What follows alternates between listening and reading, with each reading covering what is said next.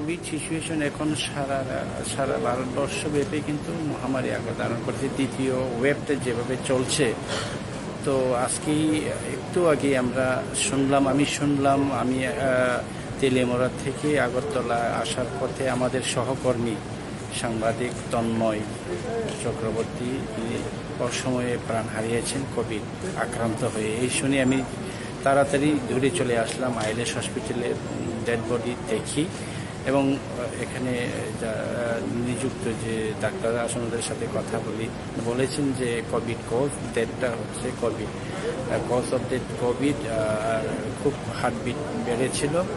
এরপরে উনি হার্ট অ্যাটাকে মারা গেছেন, কিন্তু মারা যাওয়ার বয়স হয়নি। তন্ময়ের সাথে আমরা অনেক দিন ধরেই আমাদের ব্যক্তিগত সম্পর্ক এবং আমাদের সহকর্মী। তো এই অসময়ে প্রাণ কোভিডের কারণে প্রাণ চলে গেছে। তো আমরা পরিবারের সাথে আমরা আছি,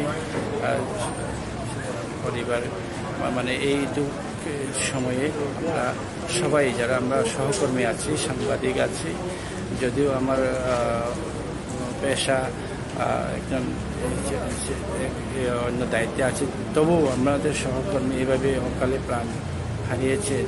আমাদের এই দুঃখের সময়ে সবার সাথে থাকার জন্য আমি চলে এসেছি এবং আমি আবেদন রাখবো সবাইকে যেন এই প্যান্ডামিক সিচুয়েশন সবাই যেন একটু সতর্ক থাকে, মাস্ক ব্যবহার করে, আর এই জনসমাগম একটু ডিস্টেন্স মেনটেন করে এবং কোভিডের যে গাইডলাইন ওইটা মেনে চলার জন্য সবাই যেন